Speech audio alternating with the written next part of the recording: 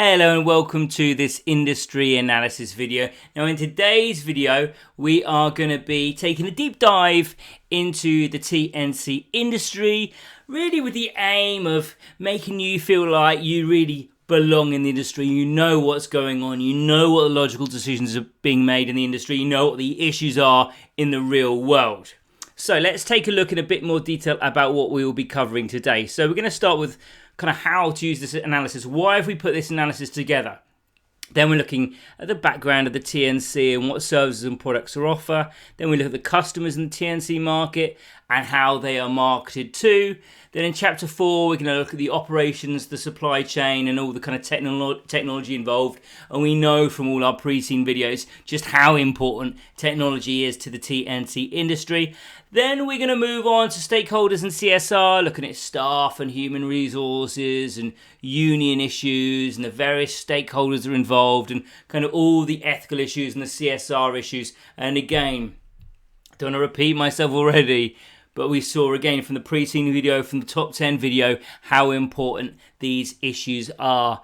And then we're going to look at the competition. We're going to use Lyft as a case study. We feel like they're kind of a great parallel between Beago and Lyft. So that's why we have a look at them in a bit more detail. And then obviously we look at some other competitors in the TNC industry as well. Because again, we know how competitive the market was in B-Land. And then we're going to move on to the industry issues, so the legal and then the economic and the industry stats. Now, so the first section was all about how we use this document. And I suppose the first question is, well, why actually should you spend an hour-ish of your time listening to this or an hour of your time reading through it? Because ACCA states that you don't have to do this. You don't have to perform in-depth research into the company's industry. So, as I mentioned in the introduction, the reason we do this is to make you feel really confident. We want you to feel like that you belong in the industry so that when you come to sit down, you've got this kind of background knowledge that you can draw upon that gives you this greater confidence to kind of make decisions with kind of real world logic. That actually prepare you for all of the different kinds of scenarios that could be thrown at you during your actual exam. Now, you will be expected to provide applied knowledge, logical business advice, as if it was a real world company in a real world industry. And so it stands to reason, doesn't it, that if you know the types of issues that are being faced in the real world and the types of decisions that the real world companies are making in order to kind of mitigate those issues or take advantage of those issues, then you should be producing a really logical, well-rounded report in your exam, and obviously that's going to help you pass it. So what we've done in this analysis is gone through journals and the internet and magazines, making sure we give you as much relevant contextual information as possible. So the idea is, one watch of this video, you should get a really full understanding. You don't have to keep on rewinding it and making notes and memorizing. This is just really to inform your decision making for the future. Okay, so let's get going now with our first real chapter, which is looking at history. So let's have a think about the origins of the industry. Well, as I'm sure we're all aware, it's a relatively recent industry. It only could have come about because of recent tech developments. And what we've got here is a direct response to the limitations of traditional taxi cab services, i.e. having to stand on a street corner and wait for them to go past you, which does seem crazy, doesn't it now? And as I've already mentioned, it's the technological advancements, especially with mobile app development and GPS tech, that made it possible for drivers and passengers to be able to connect with each other. And also the GPS technology meant that you didn't have to have these kind of really qualified drivers, as I mentioned in the pre-seen videos, old London cabbies having to sit for years to learn the knowledge, have to learn every street in London, the quickest routes, years and years and years. A really difficult career choice, actually. And obviously now GPS, you don't want to say it's made it redundant, but anyone can do it now, really, as long as they can follow GPS map. And it began in the late 2000s with the first TNCs in the US. Companies like Uber, I'm sure we're all aware of, and Lyft, who were a little bit more focused in the US, started by offering these kind of ride-hailing services, which, as we all know, meant that you can hail a taxi by using your app. And as we also know, these companies don't own the taxis. They don't have to go and buy all these vehicles as they grew and grew between city and city. In fact, they just connected independent drivers using their own vehicles with passengers. And of course, that meant a really flexible service that was often more cheaper than the alternative taxi services. And again, if we think about London cabs, that London cab is an expensive vehicle. So as well as having all the years of training, which is kind of incorporated into the price, you've also got this expensive London cab to pay for. Obviously, this just cuts all that out. And because of this flexibility, there was rapid expansion geographically and through service offerings. And it's the mid-2010s, trying to think how to say that then, where it actually grown worldwide, and most people kind of knew what it was, which is quite a strange thing, isn't it, for a totally new industry. And again, as we've already said, the 21st industry seen this rapid advancements of technology, which allowed for this kind of offering, but also has allowed for service diversification in these organizations. So TNCs have now got ride sharing, micro-mobility, which is like bicycle hire or e-bike hire or electric scooter hire, and even business transportation services. And we know, don't we, that Beago offers all of those services. TNCs had to confront several challenges, so regulatory scrutiny, competition, and concerns about environmental impact. Now, we know all those things are things we've mentioned lots and lots in our top 10 issues and in our pre-scene videos. And TNCs are having to kind of come up with solutions to these issues, such as electric vehicles to reduce the environmental impact, or autonomous driving technology, possibly to eventually get rid of drivers, and also trying to integrate more deeply within a city's public transportation system. Okay, let's have a look at the industry life cycle. So it began in the late 2000s as the intro, the first ride-hailing platforms. It's a disruptive business model that quickly gained popularity. And again, as we often mentioned, it's especially true in really urban areas. Obviously, the kind of system doesn't work so well in rural areas where there's not so many people wanting drives all the time, and so there's not so many kind of drivers just driving around kind of close to a possible pickup. And as we've already mentioned, there was rapid growth throughout the 2010s. More companies entered the market, and expansion grew to new cities and new countries. And obviously the adaptation, the adoption, I should say, of smartphones and people becoming more familiar with using mobile apps, coupled with how convenient the service is, just meant the adoption just blew up, really. And that's when we saw the introduction of these new services. And then we're seeing maturity now, early 2020s, late 10s, Uber, Lyft, household names. We talk about getting an Uber, don't we? Much more than kind of thinking of it as a TNC company.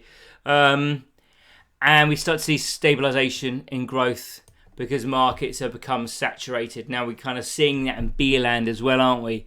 There's not a lot other cities in which they can expand and which they can grow. And so what real world TNCs have begun to do is to improve service efficiency, address regulatory and environmental challenges, and the tech that we've talked about being introduced, like autonomous driving, like the adoption of electric vehicles, shows that the industry is still evolving and still having to evolve in order to negate some of these challenges, in order to negate this saturation. Now, there's no sign of decline in the TNC industry. It continues to grow. It continues to adapt, as we've already mentioned. We've seen also, or we've talked also in other videos about companies offering food delivery, showing that it's still a really dynamic industry and there's lots and lots of possibilities for future expansion. Okay, so what does that mean for the pre-scene? Well, we've already spoken really about how the Beago in B-Land has really mirrored the trends in the TNC industry. Its offerings are all very similar. And we also see how it's become really important to urban transportation in B-Land. It's also the second largest TNC in the country, millions and millions of customers, and it's made significant investments in tech and infrastructure. And that means that Beago can offer a range of services to the citizens of B-Land. And its rapid expansion also shows its ability to adapt and thrive in the competitive TNC industry, hopefully positioning it well for kind of any future success in what we've already discovered in this kind of history section is a rapidly evolving market. Okay, so there we go. A very brief look at history. Now we can move down and look at services and products. And again, we'll have covered a lot of these in our other videos, but it's nice to get a kind of a really focused look and see what the real world companies are doing. So firstly, it's ride hailing, something we've talked about a lot. It's where you use your app as a customer to say where you are and a driver comes to pick you up to take you where you want to go. Now, it's really popular because it's convenient, it's really flexible, and as we've already discussed, it's traditionally cheaper than the kind of normal taxi services. And this accounts for a significant portion of revenue for TNCs globally. And I think, again, for Beago, something like 72% off the top of my head.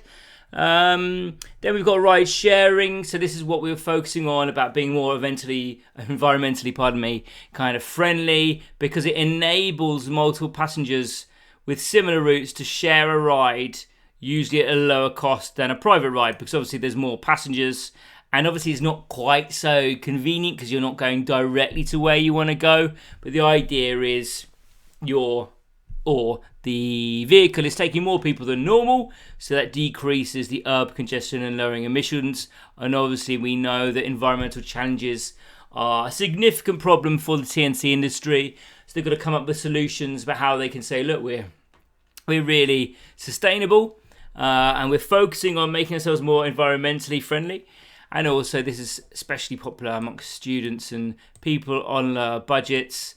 And as I said, more sustainable option than within the TNC industry. Now there's micro-mobility. So shared bicycles or electric scooters. This is for short distance travel. So they're stationed at docking stations. Sure, if you've been to a city recently, certainly in lots of cities in Europe, you see these kind of big docks of bikes or scooters.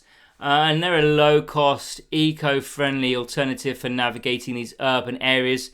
So basically, I think you have to kind of log on, show some ID and scan that through, and then you can unlock the bike or the scooter and then off you go. Another service is business services. So it's when you partner or TNC partners with businesses to provide transport solutions for customers or their employees. So it might be they want to get their employees to events or to airports or meetings, and so they can use kind of this one TNC company that they've got this relationship with, and it means that companies can streamline their logistics, reduce their transportation costs, and offer convenience to their employees and clients. Electric vehicle options. So obviously something we've already spoken about. TNC's using EVs in order, again, to reduce their environmental impact and focus on how sustainable they can be. Customers can request rides in EVs or hybrid vehicles. And again, trying to reduce carbon emissions is something that every industry in the world is trying to do. And it's showing the customer that they care about it, giving them this option. And I can't think of the last time a non-EV vehicle picked me up in a ride share, to be honest with you.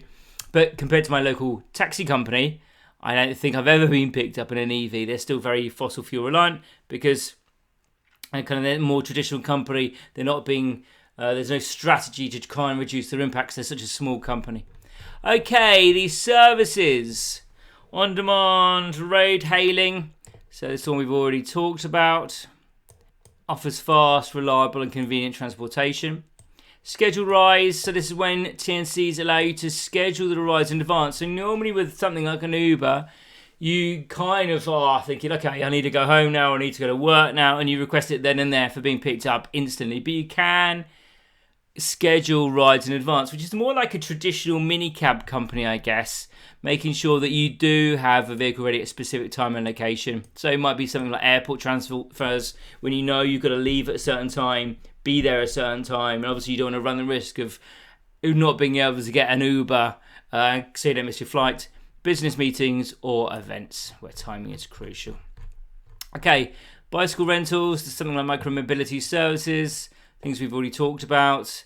They're via their TNC platform, cost-effective, environmentally friendly, all good for urban transportation. So short trips or when there's really heavy traffic, so you can, or the passenger can navigate really efficiently throughout the traffic. Corporate transfer solutions. So again, one we've already mentioned for employee commutes, client transport and event logistics, cost effective and efficient. In-app safety features. It's something we talked about for Beago because they offer this. So in-app safety features, so driver background checks, real-time ride tracking so people can track where you are. Let's say you're kind of female coming back from a party late at night, you can share your tracking details so people can know where you are at all times, as well as an emergency assistance button if you're feeling comfortable, and that connects you directly to the TNC security team. And any new products being introduced, well, autonomous vehicles, the idea being they will be driverless, which obviously would sidestep a lot of regulatory issues and a lot of cost if they didn't have to deal with drivers. I'm obviously focusing on the TNC perspective there. Food delivery service, things like Uber Eats. So they go to do the pickup from local kind of fast food places or chains. And obviously you wouldn't organise that. You would do this through an Uber Eat map and say, I fancy this food. You wouldn't be in charge of it wouldn't be like a transport operation for you. You'd just be saying, I fancy this. You order your food from the restaurant and they would kind of bring it to you. And obviously that's really good because obviously these companies have the driver network and tech in place. So it's just really an extra extension of their core transportation services. Enhanced electric vehicle incentives. So this is where TNCs are kind of giving incentives to their drivers in order that they switch to electric vehicles. And that shows as a company that they're really focused on sustainability and environmentally friendliness. So this might be things like, okay, well, we will take less commission if you're in an EV. We might organise partnerships with EV rental services and also provide access to exclusive charging stations. So trying to reduce the carbon footprint overall. And there's also carbon offset options that gives customers the ability to contribute to carbon offset programs. And that can be done directly through the TNC's app. And again, the customer then has the option to mitigate their impact about taking a ride-hailing service. So maybe it might be reducing or capture carbon emissions. And new services being introduced. So the first of these are telematics and driver behavior monitoring. So it's all about assessing the driver's behavior in real time. So looking at things like speed, braking, and how quickly they accelerate. Trying to make sure that obviously you have a safer and more efficient ride. So just looking at overall performance of the driver and obviously making it safer for the client, and also just to improve the ride experience for the customers as well. I've had some really quick drivers, and I would have liked something like the telematics to be involved so that they weren't so speedy at the traffic lights. The next one is personalized ride recommendations. So this is using data analytics. Now, something we talked about with Beago is the huge amounts of data that they are keeping and they're using and they're analyzing. Now, one of the things you can use if you have this kind of data is offer personalized ride options to customers based on their travel history and preferences. So may include suggestions for ride sharing or eco-friendly routes or discounted fares during non-peak hours. And obviously you're trying to get customers to come back to you to make sure they don't download another organization's app. You want to keep them with you. It's trying to make it as user-centric as possible. The next element is subscription-placed transportation plans. So we've seen a huge rise in kind of using subscription-based plans over the recent years. So basically what you would get here is a certain number of rides or kilometers driven per month for a flat fee.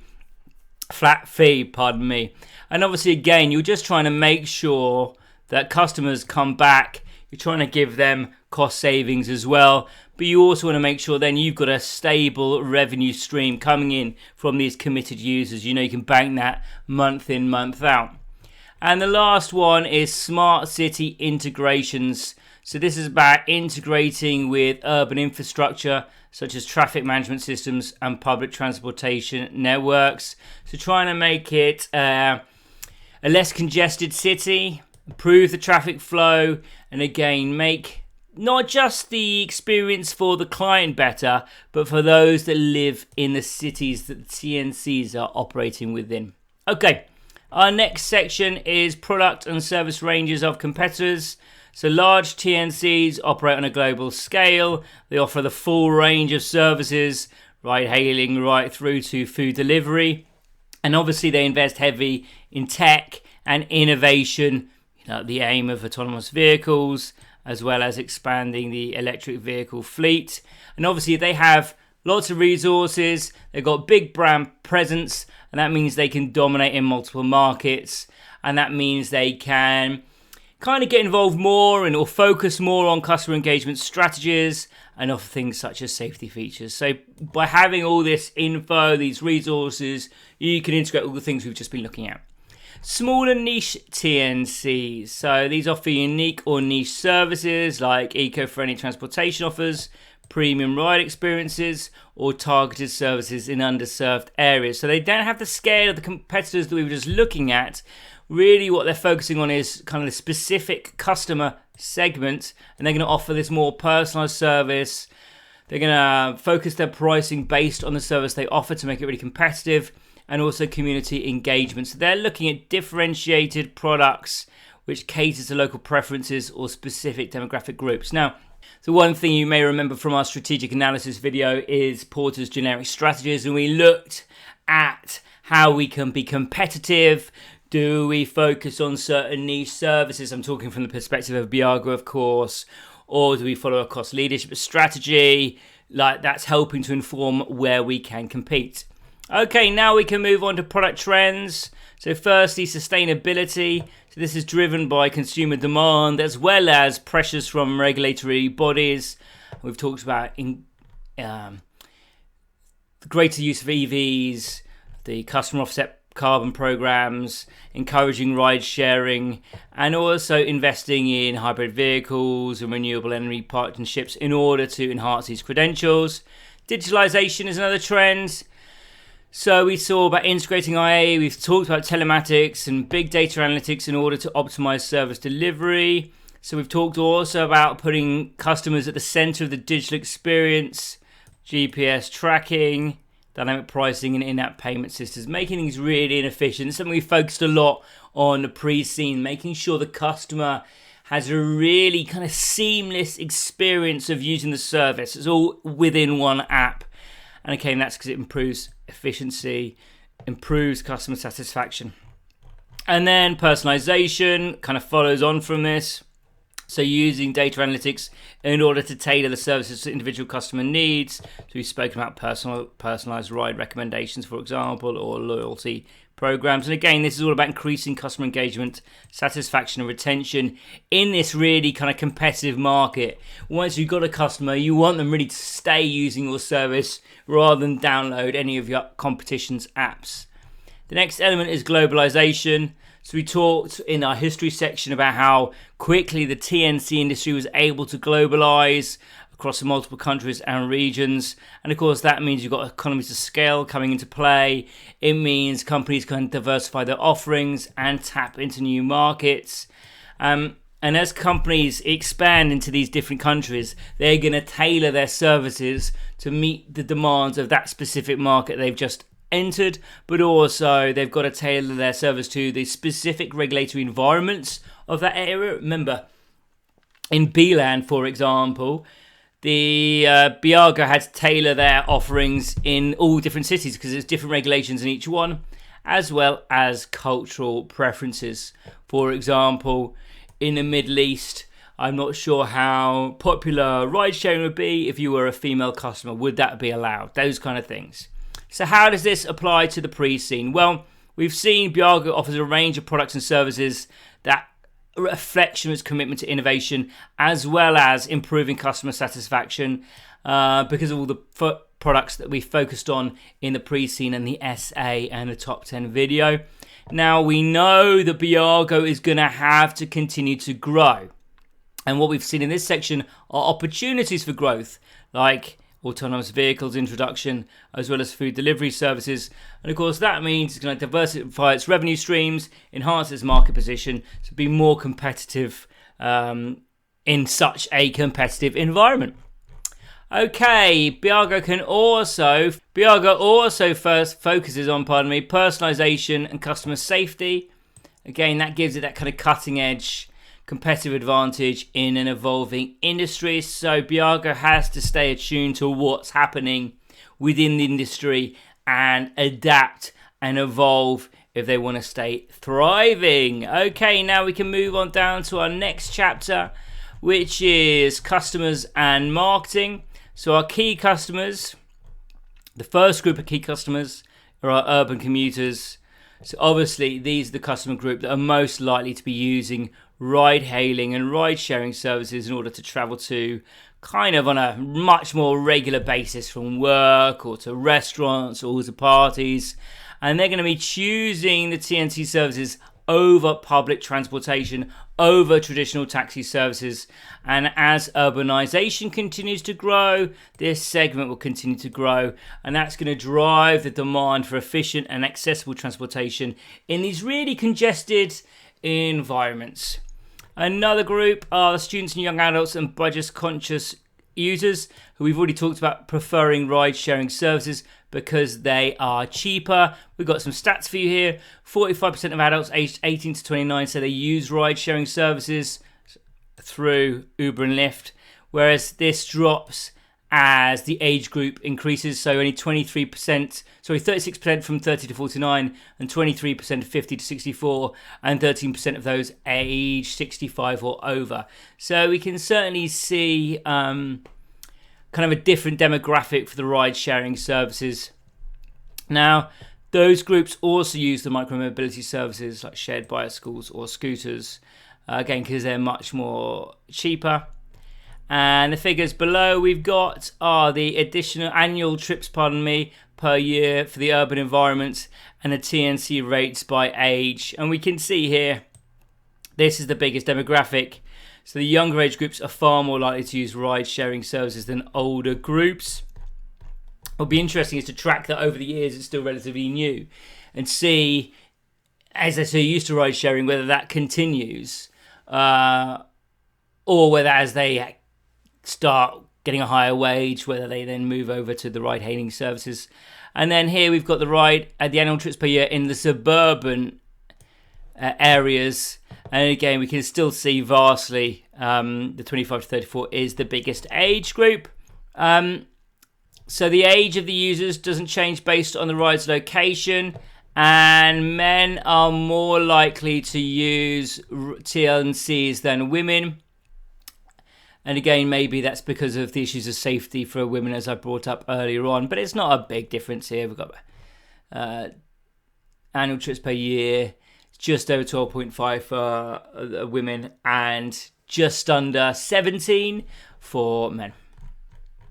Business clients are another group. We've already talked about them using for commuting or to meetings or to events. And obviously they contribute significantly because the company pays its bulk service agreements corporate accounts and long-term contracts. And again, the TNCs are going to adapt their offering to their specific client. Tourists and occasional users. Now, they use TNCs for convenient transportation when they're in new cities. So it might be ride-hailing, micro-mobility, to navigate these urban areas without them having to actually rent a car. Obviously, you're using the same app that you would use in your home city. So I remember taking a ride in Tokyo and it was just the same as using it in London. And obviously, when you're abroad, when you can't speak the language, it's so convenient being able to use an app that's in your own language, to use a service you're very familiar with how it works. So you can definitely see why this would be such a valuable service for tourists.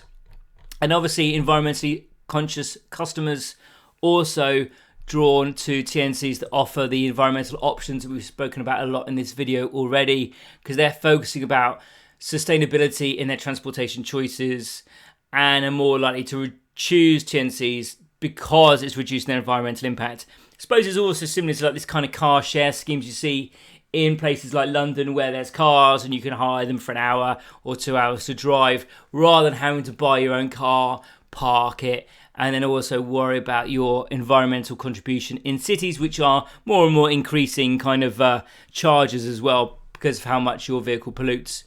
Partner organisations also. So here we're talking about local businesses or event organisers or public institutions. They collaborate with TNCs to provide transportation for their employees or their customers or attendees. And they help TNCs expand their service offerings and increase visibility within these various sectors. And the advantage for TNC is they're strengthening their market presence through these collaborations. Okay, let's take a look at geography now and look at Uber's expansion. So in 2022, Uber reinforced its status as a leader in the TNC industry because of the significant growth and expansion across various regions all across the world. And its financial performance kind of reflects this presence around the world and its rising user engagement. So let's have a look at the stats. So we can see their biggest market is the US and Canada. It's big in Latin America and Europe and Asia and the Pacific. So it's all around the world. And we can see this kind of revenue distribution. Obviously, they've got dominance in North America, where it's generated the highest revenue. Because I suppose this is where they started off. They've got a highly engaged customer base. And the European and Middle East and Africa region is also a critical market for Uber.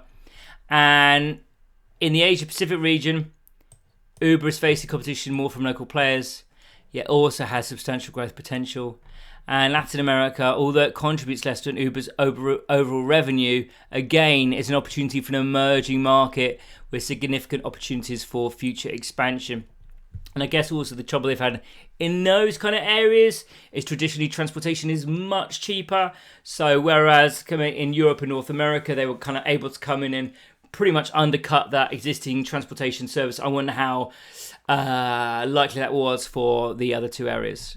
Okay, so understanding these trends is really important for Beago in order to create its strategy and expand. Now we know that Beago has to consolidate its presence in mature markets, but explore opportunities in emerging regions. And what the figures from North America and Europe, the Middle East and Africa show us is the importance of solidifying market leaderships in established areas. But we've also seen there's areas with growth potential like Latin America and Asia Pacific, shows that Beago could benefit from early entry or strategic partnerships in these markets. Now it's also, I think, shows that because of the competitive dynamic in the Asia Pacific region, there's a need for Beago to enter a market like that through differentiation, or maybe collaborate with local entities in order to kind of gain this foothold. Again, it's something we talked about in Strategies for Growth in the Strategic Analysis video. Customer power. Okay, now obviously in such a competitive industry, it's something we've talked about time and time again, it's really important that TNC companies maintain customer loyalty, because barriers to entry are relatively low. Again, it's something we looked at in the Porter's 5 Forces, because customers can just download another app. You take too long getting a driver to someone's house, download another app. They'll use another TNC. It makes no difference at all for the customer. Once they've done the initial login process, connected their bank account, which takes about 5 minutes, they can use whichever one they want. So it's really important for TNCs to offer compelling incentives to keep hold of their user base.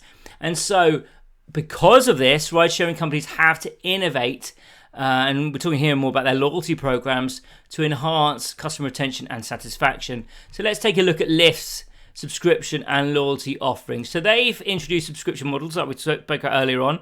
It's called the Lyft Pink Plan, and obviously it appeals to frequent users rather than infrequent users. So for around $9.99, subscribers can receive priority airport pickups, free bike and scooter rides for 45 minutes each, and relaxed cancellations.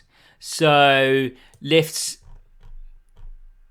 Pink Plan customers can cancel a ride without paying the fee as long as it's within a certain time frame. Now, obviously, these subscriptions are trying to give value for frequent riders whilst making sure Lyft has this kind of predictable revenue they can rely on, because it's not trip dependent. They know they've got X amount of subscribers. They know they're getting X amount of revenue in per month. Now, the plan auto renews, but customers can cancel any time. Again, it's a real bonus for customers knowing that they don't have to kind of wait 3 months calling off or a month calling off.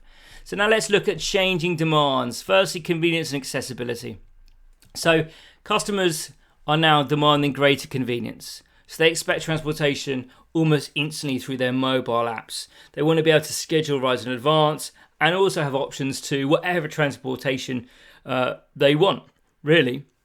And they expect it all through this single app. Otherwise, you'd start using another platform. You, as a customer, go to the platform that offers you what you want. So personalized experiences, again, something we've mentioned a few times.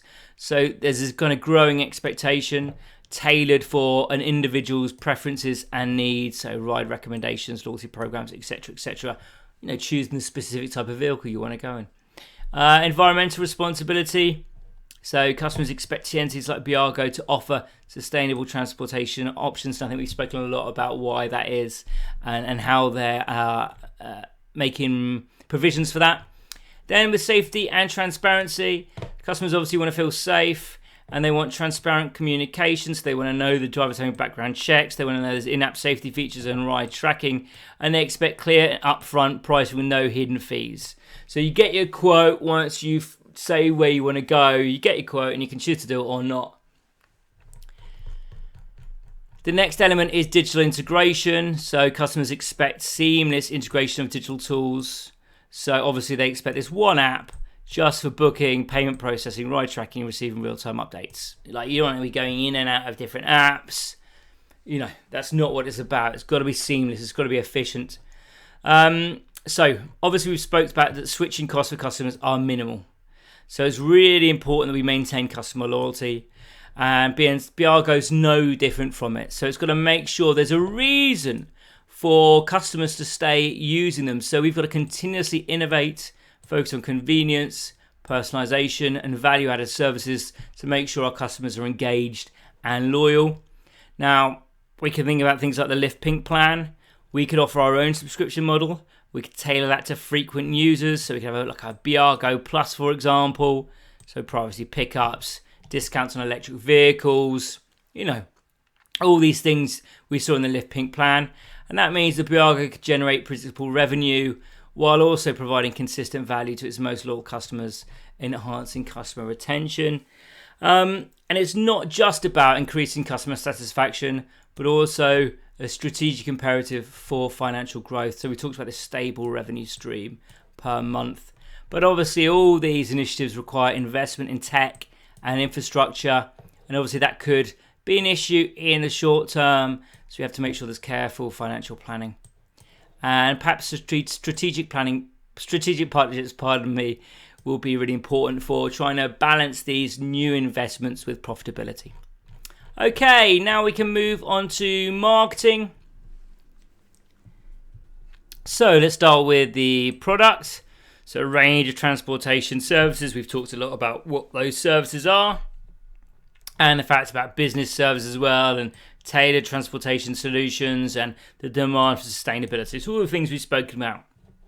Now, in terms of price, the pricing strategies at TNCs are highly flexible and basically are focused on a broad audience. Now, we get a thing called dynamic pricing models, and that means that the fares change depending on the demand, the time of day, and how far you're going. So, for example, if you are wanting to be picked up from a large concert or a football game, you'd most likely be paying more because the demand would have impacted on the dynamic pricing model, so the pricing would have gone up. So loads of people want to use them at one time. Now, obviously, that means that TNCs can maximize revenue during the peak hours or the most profitable hours, but then drop their prices during off-peak times in order to kind of get people still using them. Now, TNCs often provide tiered pricing to focus or to attract different market segments. So we talk about ride sharing being really more for those on a lower wage or for students, for example. And we also know that subscription-based plans are beginning to be used by some TNCs to kind of get this monthly revenue coming in. And place. So we know, isn't it, mostly through mobile apps and websites. They are the hub for everything, and they operate in various urban and suburban areas, making sure their service is available as far as possible, really. Now, their digital presence is often complemented by physical operations, such as strategic place docking stations for the micro-mobility vehicles, or dedicated areas in business districts for corporate services. Now, this multi-channel approach means that customers can easily access transportation services, and we know what that's all about. Consumers want convenience.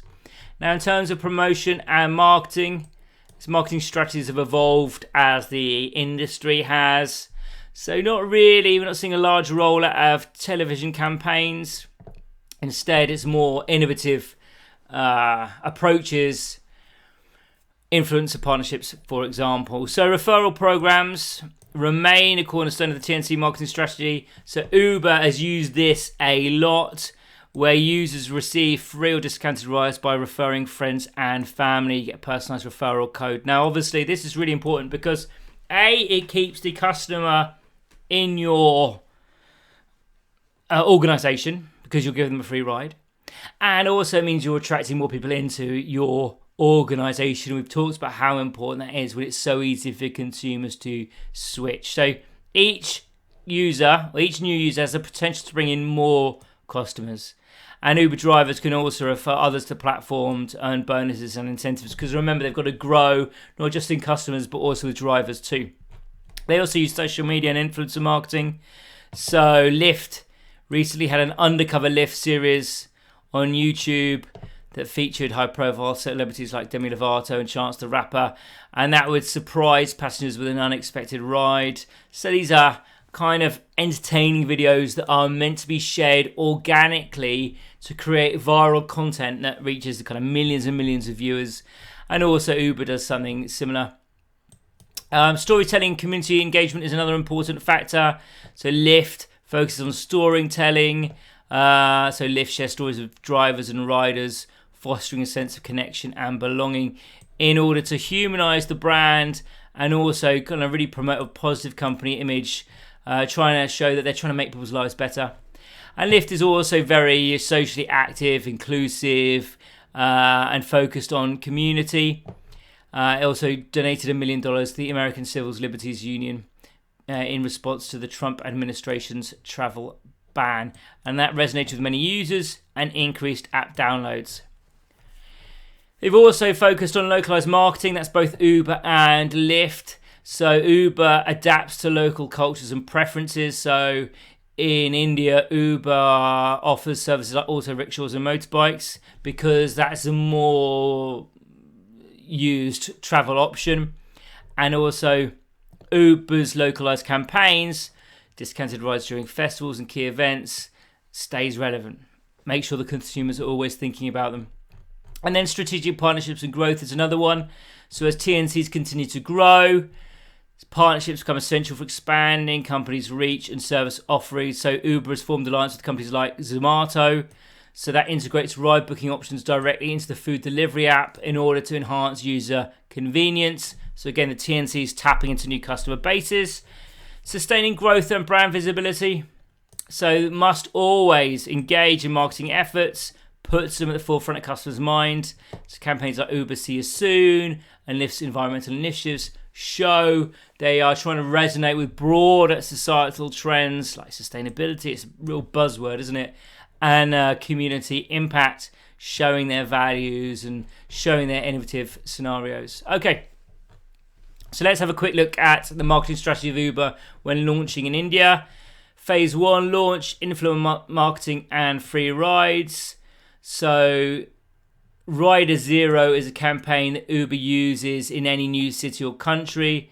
They get key influencers from every city to secretly try out Uber service the first time. So in India, that was cricketers and actors like Zahir Khan, Ravindra and Neha Dupia. Apologies for my pronunciation there. And they did the same in Bangladesh and Pakistan. So you get this social buzz and you get, millions of people knowing you've launched a service. And then obviously they do the free rides thing, which we already talked about, where customers get referrals. And then phase 2, build up referral marketing. So their family and friends download the app. Phase 3 is amplification, so heavy discounts, festival marketing and product development. So now customers know what Uber do, what Uber is, and how they use Uber. So then they introduce new services, cars, increase their partner network, and expand to other new cities. So from auto, rickshaws to hatchbacks. And they also offer discounted rides to Indian Premier League cricket matches and other key events, and offered mums a Mother's Day makeover. All these things just to stay in the customer's mind. And then sustenance is phase 4, strategic partnerships. For example, we've already talked about Zomato. So this gives customers the option of booking an Uber from the Zomato app to reach one's favourite restaurants. And then phase 5 is growth. So you want to, again, stay on top of customers' mind. So See You Soon campaign, all about focusing itself as an inclusive and progressive brand, and Uber Local, Go Local. This is the last leg of Uber's marketing strategy, where they try and focus it on the specific pulse of each city and then create content depending on that city. And then we can move over to looking at the branding of Lyft. So it's the second largest in the sector, 1/3 of the US market, and Lyft makes itself stand out in this highly competitive market with its purpose, mission, and activism. So mission-based values. Lyft paved the road for peer-to-peer ride-hailing experience. So their aim is to improve people's lives through the world's best transportation, reinvent cities around people, not cars. So you're focusing on kind of these values rather than Uber focusing on its kind of black car service. Community building. So it builds an employee culture that's focused on human connection and feel-good experience. So there's 3 values in the driver: be yourself, uplift others, and make it happen. So it's a more personable and community-orientated than its competitors. That's the perception in the customers. Environmental awareness, so it focuses a lot on that. We've already talked about how it also focuses on social activism and its 1 million donation. So how can this apply to the pre-scene? Well, it's important that Beago's marketing strategy effectively leverages the 4 Ps in order to meet its goals. So it already offers this broad range of transportation services, and it caters to diverse customer segments. It focuses on promoting these kind of sustainable options, and at the same time implements dynamic pricing and subscription plans to enhance customer loyalty and maximize revenue. Now, it's got a strong digital presence for its mobile app and website. That means it puts the customer at the center of the operation. It's really efficient, seamless. If expanded its physical infrastructure, it could further enhance accessibility and convenience. And its use of diverse promotional channels, including digital marketing, community involvement, and traditional advertising, ensures broad audience engagement. Strengthening digital marketing efforts, such as targeted social media campaigns and influencer collabs, could attract a younger demographic to the brand. So let's look at methods first of all. Well, we know how they connect drivers with customers through the mobile apps or the websites in order to kind of reduce wait times and optimize routes, so improving customer satisfaction. Customer management and communication. Now, obviously, customer management systems are vital in order to handle the bookings, manage the customer accounts, process payments, as well as facilitate the communication between drivers and customers. So these integrated platforms, TNCs, to manage these interactions. Driver management. So TNCs must manage a large and dynamic workforce of independent drivers. So recruiting drivers, doing the background checks, giving them the training, making sure there's continuous engagement, making sure they are happy, because driver satisfaction directly impacts service quality and customer experience. Tech and integration. We know how fundamental tech is to TNC operations. We've talked a lot about the different techs that they use, and AI and machine learning are becoming more used in order to predict demand patterns, personalize customer experiences, and optimize pricing strategies. Fleet and asset management. Now, they don't own their own vehicles, but they are responsible for making sure that the cars used by the drivers meet safety and environmental standards. And we saw, didn't we, in the pre-scene that Beago also does this. Community engagement and social responsibility. It's perhaps operating through various initiatives to interact with the community, sponsoring local events, offering services to underserved areas, implementing programs that promote road safety, etc. All of them are going to help build positive relationships with the communities they serve. Sustainability practices. So we know how important this is for TNCs. We've talked about it a lot. So it's obviously going to contribute to the environment, but also attract those consumers that are environmentally conscious. That's going to improve our brand and increase customer loyalty. And the supply chain. Key suppliers are basically tech and platform development. So it's going to be a robust technological framework at the core of every journey. So software development, IT service providers. And they're going to build these apps that link millions of riders with drivers, advanced navigation, streamlined payment systems, and essential support from cloud services like Amazon Web Services, Google Cloud, Microsoft Azure. Make sure that these massive data streams are managed effectively, keeping each interaction secure and responsive. GPS. So they rely on the ubiquitous GPS technology provided freely by these satellites. They don't have to manufacture or launch their own satellites. And they integrate it with their mobile tech and their software applications to make sure drivers know where they're going and passengers know where they are. Insurance and risk management. So drivers are going to have their own personal insurance, but companies like Uber and Lyft do play a role in facilitating additional insurance coverage. So this supplementary insurance activates when drivers log into the app and engage with passengers, offering protection during rides and making sure there's compliance with local regulations. And it's important to safeguard everyone involved in the ride. Operational and logistical support. So efficient payment processing or robust data connectivity. So payment providers like Stripe and PayPal handle the financial transactions, while telecommunication providers make sure that drivers remain connected to the digital platforms, enabling real-time updates and communications. Marketing and customer engagement. So we've talked about the marketing campaigns, as well as effective customer service solutions. So basically this is in order to attract new users and maintain loyalty. Legal and regulatory compliance. So legal experts specialising in transportation laws are going to be really important in helping TNCs navigate the intricate landscape of regulations that vary by city and country. As we see in B-Land, they vary by city. And obviously they're making sure that TNCs remain compliant, because if they don't, there could be big issues. Number 3, tech. I'm going to run through these techs quite quickly because I do feel like we've spoken them a lot already and why they're used. So the core tech is GPS and routing technology, obviously for making sure that drivers know where they are, but also for improving customer experience, making sure there's fuel efficiency, etc. The mobile app and customer platforms are how the customers interact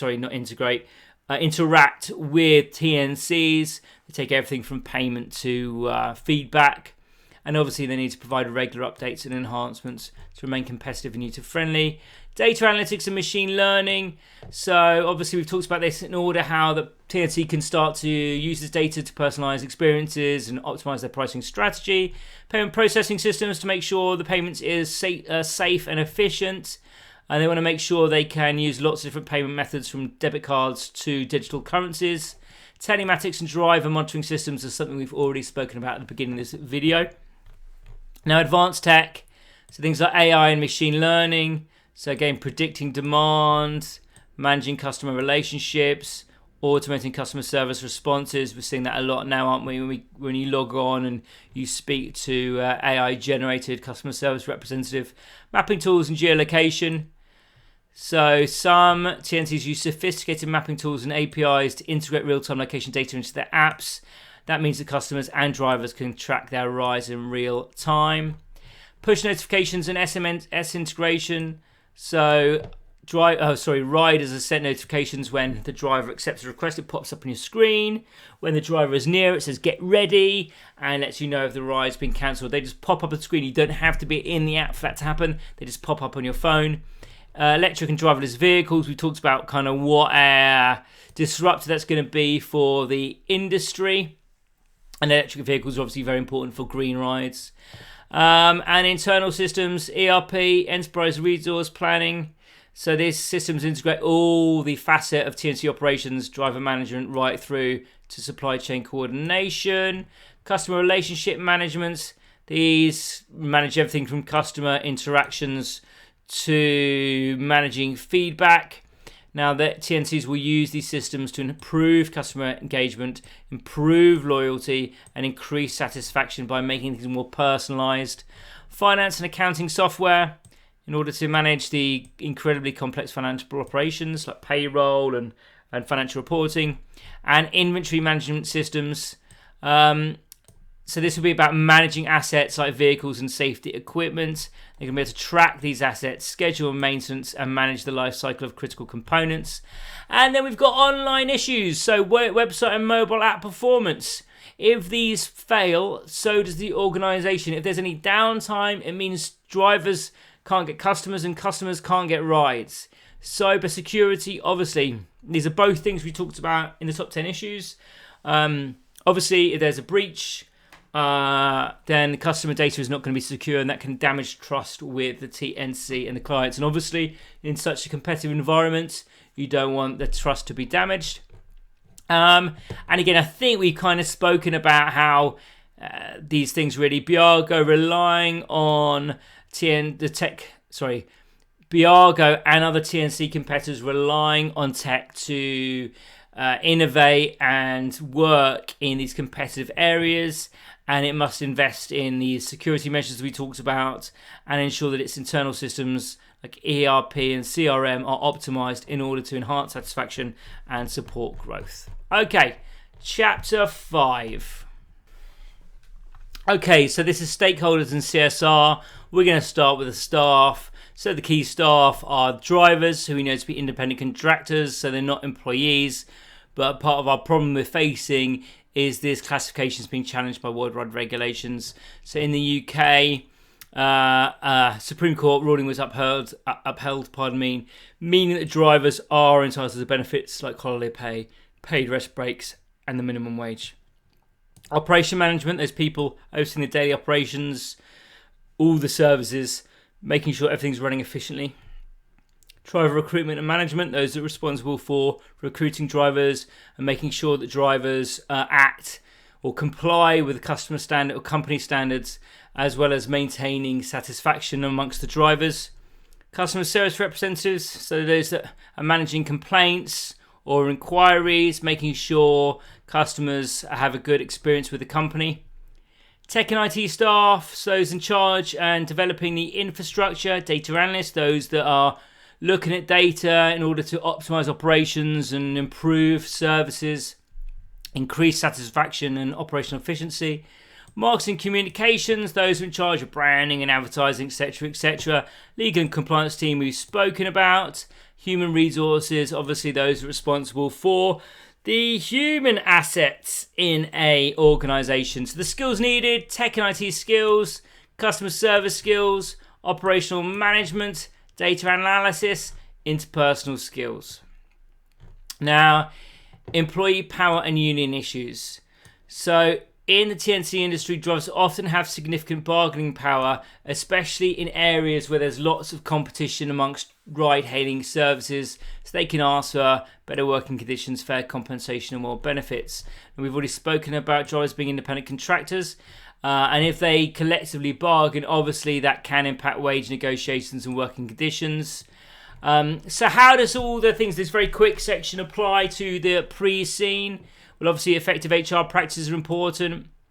Employee power and engagement are going to impact productivity and company culture. So you've got to empower employees to make sure they improve their decision-making and align workforce efforts with strategic goals. Union power poses a notable risk, especially when we're looking at drivers and their classification. If they do unionize, it could lead to increased labour costs. That's a really big factor, and again, something that came up in our top 10 video.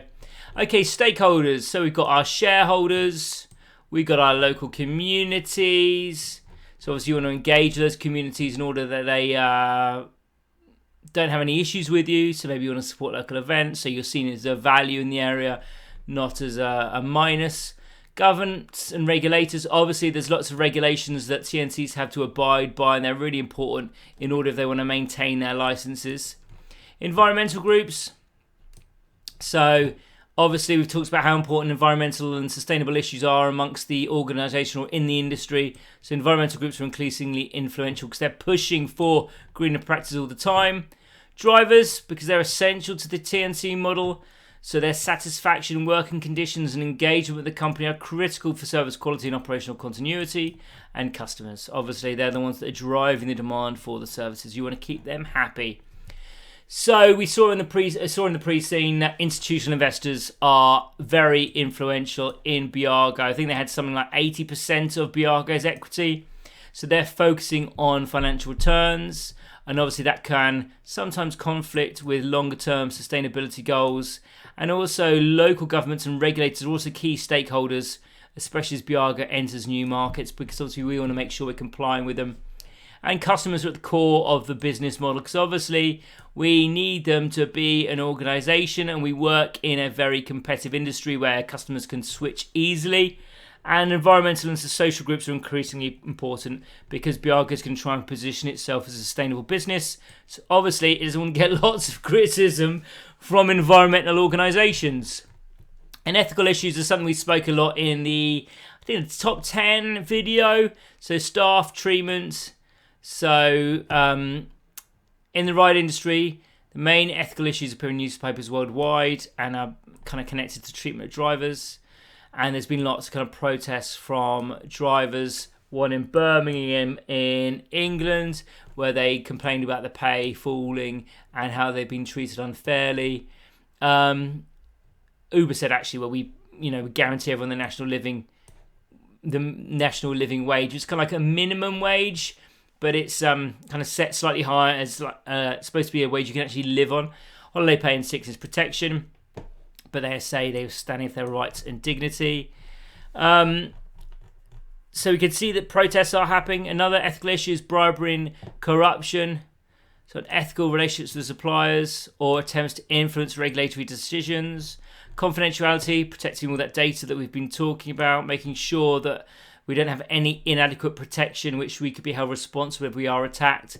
And obviously we've talked about environmental concerns a lot, so I'm not going to go into that again here. Social responsibility. So TNCs are expected to contribute positively to their communities for outreach programs, support for local initiatives, and responsible business practices. And applications to the pre-scene. Treating staff and drivers ethically is really important. Fair wages, safe working conditions, and respectful treatment, because obviously that's going to impact on the amount or the level of drivers you have and how productive they are, and the quality of rides that they give to the customers. Now, Beago could face scrutiny over whether drivers should receive more employment rights because we treat them as independent contractors. Bribery and corruption, also another significant risk. We will need to make sure that we comply in order to protect our reputation. Confidentiality is also, we've spoken about how important it is to protect our data, to maintain trust. and also social responsibility, sustainable practices, etc., etc. Okay, now we can move down to CSR. So the top areas are community engagement, diversity and inclusion, environmental sustainability, supporting future talent, things like internships, training programs, etc. Ethical business practices, so transparency and integrity in all operations. So things we've talked about a lot already. So we're going to move on. It's a case study here about Lyft. It's been a leader in promoting environmental sustainability with the CNC industry. So it committed to achieving carbon neutrality by offsetting the carbon emissions from all rides globally, and that was part of kind of a broader environmental strategy where it's also focused on moving all its vehicles to EVs, and by 2030 Lyft aims to have 100% of its rides take place in EVs. So to do this, it's partnered with EV manufacturers and charging infrastructure companies so that drivers can access affordable EVs and charging stations. And also a community engagement and supporting local initiative program is the Lift Up program. So that's free or discounted rides to underserved communities. So those that maybe need to get those to job interviews or medical appointments, for example. And they also partner with various non-profits and community organisations to address social issues. So we could take inspiration from that in our CSR initiatives to enhance our own efforts, so commit to environmental sustainability, promote EVs, offset carbon emissions, align with its customer demand for green transportation solutions. It can also focus on diversity and inclusion with its workforce and driver community, and by doing so will improve our public image, but also contribute to long-term customer loyalty. Okay, so we're going to have a case study of Lyft now. Now we know who they are, significant competitor in North American market, established in 2012, which I think off the top of my head was the same year as Beago, in order to address transport inefficiencies just like Beago was and reduce environmental impact. Quickly expanded through the US and into Canada, aggressive marketing and focus on customer satisfaction. Went public in 2019, the first ride-sharing company to do so, and it raised $2.2 billion in its IPO. Strategy revolves around providing safe, reliable and eco-friendly transportation services whilst expanding its service offerings and geographic reach. Kind of sounds very familiar to Beago, doesn't it? It's committed to enhancing the rider and driver experience through continuous innovation and investment in tech. Also places a strong emphasis on sustainability. We already know it's trying to move over to 100% EVs by 2030. Basis of competitive strength is it has diverse service offerings, just like we've talked about already. Sustainability initiatives, like we've talked about. Strong brand and customer loyalty, So it's cultivated a really strong brand, I keep saying that, don't I? That emphasizes safety, community and environmental responsibility. So it's got a really loyal customer base. We know how important that is in a competitive industry. Operations, so it's a multimodal transportation platform. 640 cities across the US, 9 cities in Canada. And it's supported by robust technological infrastructure, like we've already talked about in the tech section. Marketing strategy, we focus on quite a lot on Lyft already. Digital advertising, social media campaigns and community outreach to engage with customers. Also referral programs like we spoke about with Uber, and discounts like we spoke about with Uber. Financial KPIs, so it's reported revenue at the end of 2023 of $4.4 billion, reflecting a year-on-year increase driven by the recovery in ride-hailing demand post-pandemic and the expansion of its micro-mobility services. The adjusted EBITDA for quarter 2 of 2024 was $102.9 million compared to $41 million in quarter 2 of 2023. So obviously things are going well for Lyft. Additional trends. So Lyft reached an all-time high of 223.7 million active riders. We know that's an important KPI.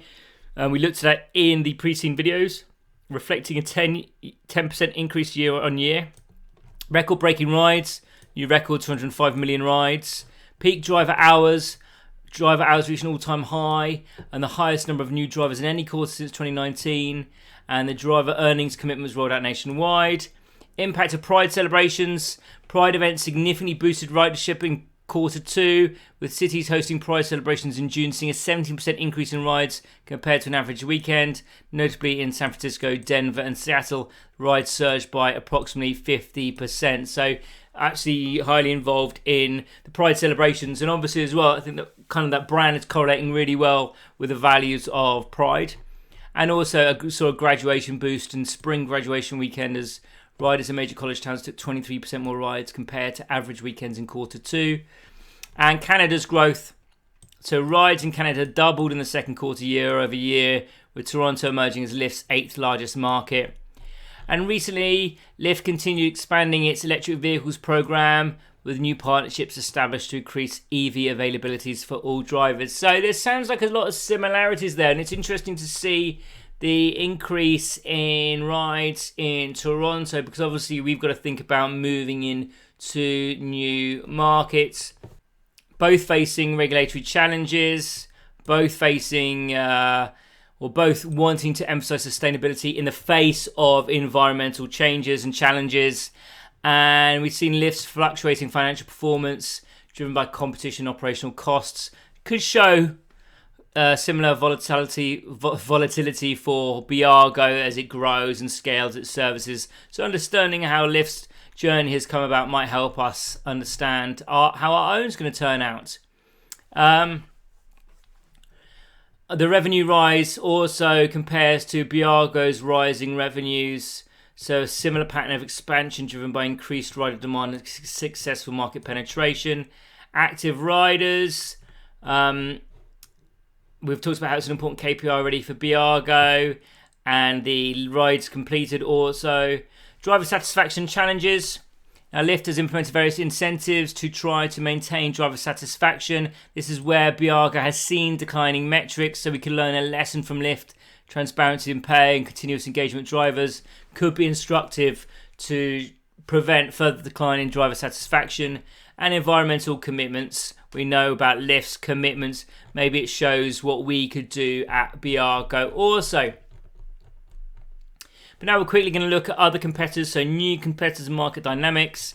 So Veer was founded in 2012 as well. Similar reasons, but it differentiates itself through its emphasis on pooling passengers traveling in the same direction. So it's all about optimizing routes to reduce costs and increasing vehicle efficiency. And it's begun to expand its operations globally, partnering with cities and public transport agencies to offer customized transport solutions. Bolt, founded in 2013, was known as Taxify. It's a major player in the European TNC market. The presence in over 200 cities across 40 countries. Competes directly with larger TNCs like Uber by offering ride-hailing, micromobility and food delivery services. Now it has a competitive edge, and that competitive edge is its lower commission rates for drivers and aggressive pricing strategies aimed at attracting price-sensitive customers. Now we talked about kind of a price-cutting strategy in our strategic analysis, and we thought that might not be the way for us to go. And then recent mergers and acquisitions. So Uber acquired Careem, which was a leading TNC in the Middle East, for $3.1 billion. So that's showing how they can quickly expand into these Middle Eastern, African and South Asian markets. And so it's strengthening its presence in regions where it was kind of had limited influence originally. Bolt's expansion through acquisitions. So Bolt has acquired a smaller regional ride-hailing service in Eastern Europe and Africa. And that means they've quickly been able to establish a presence in new markets without all that lengthy and expensive process of organic growth. And again, it's something we've talked about in the strategic analysis video. We said, well, should we acquire someone? Would that be really good? We need to expand into a new geographic market. Maybe an acquisition of an organisation in a new market would be a way for us to quickly access it. So competitive strategies and recent failures. So we know about Lyft's focus on sustainability, but via, I would have thought, challenge with scale. So it's, as we've seen, it's got a focus on shared rides and partnerships with municipalities. But whilst it means it's allowed Via to differentiate itself, the reliance on shared rides has limited scalability, because in some areas ride-sharing culture, is less prevalent, which means there's slower growth in some markets compared to competitors who offer that broader range of services. Something we've focused on, isn't it? Talking about how we need to offer lots of different services for our customers. So we can learn, as I've already said, from the aggressive acquisition strategies employed by Uber and Bolt, as we could quickly extend our geographic reach. And also Lyft's investment in sustainability shows how important it is, something we should follow suit with. And also the Via's challenges in scaling in shared ride model highlights the needs for us to be offering this kind of diverse service offering. And by understanding these insights from the competitors, it means we should be best placed for us to understand or how to grow best. So finally, now Chat 7 industry issues, legal framework. So we know there's lots of regulations that are facing TNC. We've got to comply with them. For example, when you don't comply in 2017, Uber was stripped of its license to operate in London because TfL, or the Transport for London, found it was not fit and proper to hold a private hire operating license. So it couldn't operate in London. So Uber cabs totally disappeared from London while the appeal process was going on. Now, eventually that was appealed, but it did mean that changes had to be made to its operations, especially in how it reported crime, which TfL felt it wasn't doing adequately. So it shows we have to comply with regulations. Data protection laws, obviously, like GDPR in Europe, have to absolutely comply with in order to maintain our trust with our users, to avoid fines and to avoid reputational damage. There's going to be industry regulations, so things related to insurance, for example, vehicle emissions and employment classification. Industry bodies and their role, so local transportation authorities, they're setting the standards for the operation of TNCs, and they ensure that TNCs adhere to safety regulations, licensing requirements and fair trade practices. And political importance, obviously they're actually quite significant political importance because of their impact on public transportation, employment and environmental sustainability. Governments and local authorities invest in regulatory frameworks to manage TNC operations, so balancing innovation with public safety and economic impact. So TNCs, play a really important part in urban mobility, increasingly linked to broader political goals like reducing congestion and improving air quality.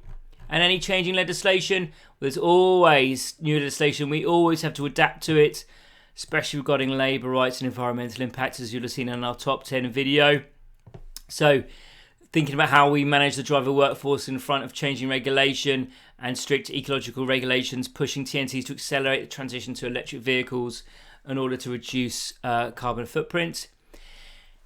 So I think everything we talked about then, we've talked about how it applies to Beago as we've gone. Driver classification is obviously a big factor here. Compliance with local licensing, operational regulations is vital for us. Data privacy is also another very important area. We've got to adhere to stringent data protection laws and obviously all the environmental regulations. So the TNC industry is not immune to economic fluctuations as we move on to economic issues. During recession, obviously people spend less, and that could reduce demand for ride-hailing services, especially when there's a lot of possibly cheaper substitutes on offer like trains, trams, coaches, buses, etc. But obviously if you're offering kind of the lower cost services as well, you're protecting yourselves to an extent. Workforce challenges and opportunities. So again, we're talking here about the treatment of drivers, how we classify them. So we might need to look at the demand for worker rights and benefits. And so recruiting and retaining drivers is going to become especially important as competition intensifies and regulatory pressures also intensify. Tech advancements, well, we know we talked a lot about how important tech is, and obviously tech is always adapting and moving forward. And market consolidation. So the TNC market is experiencing consolidation with major players acquiring the smaller companies, as we've seen, in order to expand their market share, their operational their capabilities. That can also increase competitive pressures, but it also means that TNCs may have an opportunity to enhance their services and scale operations more effectively. Then we've got market overview. So the TNC industry has grown, driven by increased urbanization, and obviously the digital transformation obviously enables its actual industry to exist. So according to McKinsey, ride sharing and vehicle subscription services could add another 1.5 trillion to the auto industry by 2030, and it also predicts that 1 in 10 vehicles sold in 2030 will potentially be a shared vehicle. Now, The positive economic signs continue with the graph below, plotting the rise of the number of ride-sharing companies worldwide users. Okay, so how does it apply to the pre-scene? Well, it's a highly competitive market. We need continuous innovation and strategic adaptation in order to grow. So we want to use advanced tech to improve our services. And in order to address workforce challenges, we need to recruit and retain drivers through competitive incentives, flexible scheduling and support programs. Market consolidation also presents risks and opportunities, and we can leverage this by exploring acquisitions or partnerships that will extend our reach and diversify our services, so we can collaborate with technology providers or EV manufacturers to differentiate Beago and accelerate our shift towards sustainability. Now, adapting to economic shifts is essential. Beago should adjust pricing strategies and promote cost-effective options like ride-sharing during downturn. Innovation has to be central. So in summary, Beago's growth and competitiveness depends on its ability to integrate technology, manage its workforce, effectively navigate market consolidation strategically, and adapt to economic changes. And then through these efforts, we're going to strengthen our market position and ensure long-term success. So there we go. Thank you so much for watching today's video. The last in this video series in this SBL pack. I hope you found it all really useful and informative. Good luck with your revision, and of course, good luck with your exam. Thank you so much for watching today's video. I hope you found it really useful. If you want to prepare even more, and why wouldn't you, head over to astranti.com. Over there, we offer a comprehensive suite of resources, starting with a free industry analysis and a detailed pre-scene analysis where we break down the case study for you. We also provide a strategic analysis using relevant models and a top 10 issues analysis to highlight the most likely challenges you're going to face in the exam. And to help you revise, to help you practice, we offer 2 pre-scene based mock exams plus an exam technique mini course, as well as our live and recorded masterclasses to make sure you are fully prepared for your exams. Thank you so much.